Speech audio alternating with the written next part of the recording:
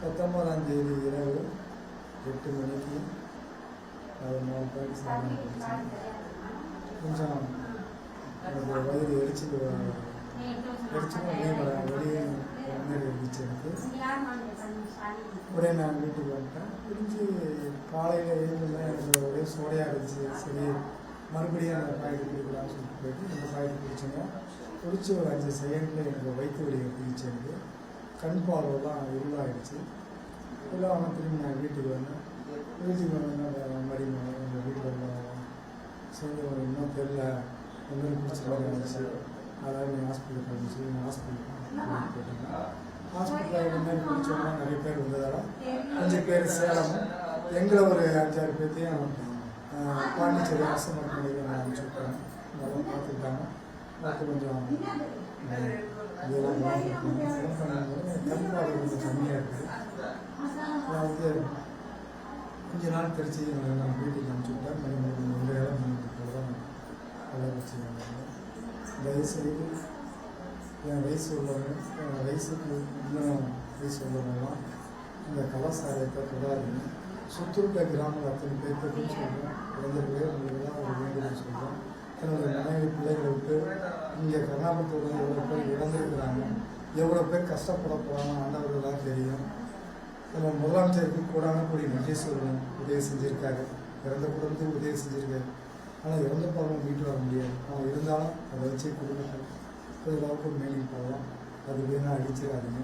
இந்த பிள்ளைங்களுக்கு காப்பாற்றுறோட நிலைப்படி நம்ம குடும்பத்தை கொண்டு வர்றதுக்கு பாருங்கள். உங்களோட அன்போடு வேண்டுகோள் தயவுசெய்து யாரும் கொடுக்காதீங்க. நன்றி.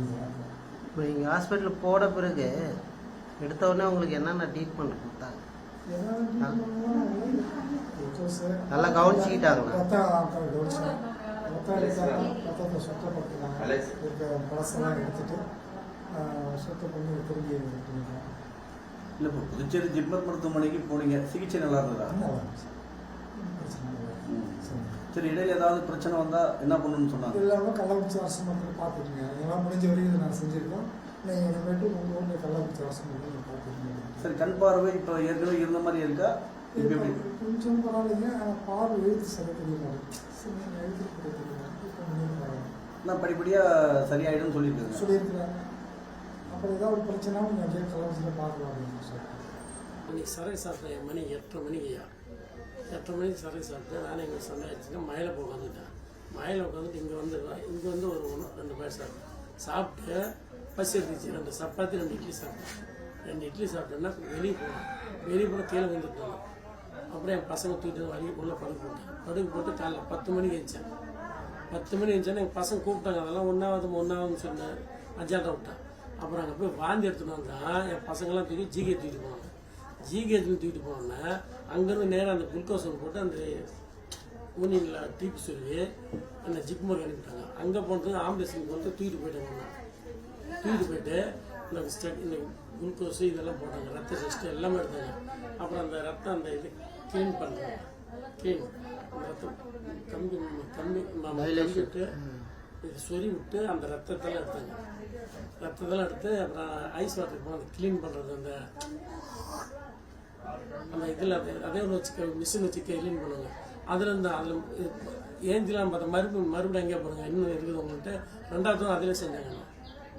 எல்லாத்தையும் ஒரு வாரம் செஞ்சாலுமே எனக்கு 2 வாட்டி செஞ்சு ஒரு 2 எடுத்து இருந்தாங்க. அதை எடுத்துட்டு அந்த கம்பி சொறி விட்டு கூப்பிட்டு வந்தாங்க. கூப்பிட்டு படுக்க போட்டாங்க. கூப்பிட்டு படுக்க போட்டு அங்கேருந்து அந்த மினிஸ்டர் வந்தார்.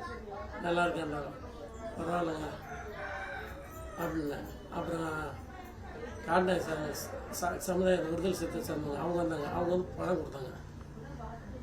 அதை எடுத்து போலீஸ் எல்லாம் வந்தாங்க. போலீஸ் எல்லாம் வந்து என்னப்பா பரவாயில்ல திரும்ப இவ்வளோ சாப்பிட்டா அவ்வளோ விஷயம் கலந்துருவாங்க, நீ ஒன்றும் அவளை தப்பிச்சிருந்து தட்டி விட்டு போனாங்க. சரி, இப்போ ட்ரீட்மெண்ட் முடிஞ்சு வீட்டுக்கு வந்திருக்கீங்க. இப்போ உங்களுக்கு உடல்நிலை இப்போ எப்படி இருக்குது? இந்த கம்பி வச்சாங்க பார்த்தியா, அதுதான் வலிங்க. அந்த யூனியன் போகிறது வழியாக இருக்குது. மாத்திரை மருந்துக்கிறதுக்கு நீங்கள் எங்கள் சிகிச்சை பண்ணிவிட்டோம். சரி, அதெல்லாம் கம்ப்ளைண்ட்டாக பண்ணிட்டோம். நீங்கள் போய் உங்கள் டாக்டர் பார்த்து இந்த மருந்து என்னென்ன தரும் வாங்கிக்கங்க. செய்திகளை உடனுக்குடனும் துல்லியமாகவும் தெரிந்து கொள்ள சப்ஸ்கிரைப் பண்ணுங்க.